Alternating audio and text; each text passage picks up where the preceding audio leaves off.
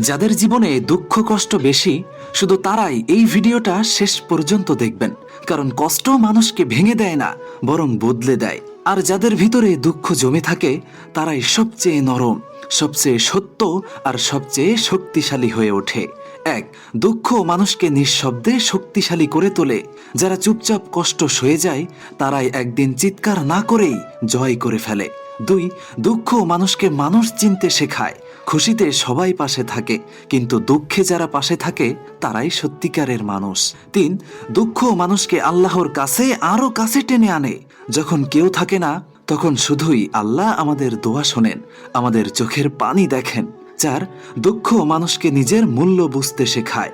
যখন আপনি একা লড়াই করেন, তখন আপনি বুঝবেন আপনার ভেতরের শক্তি ঠিক কত বড়।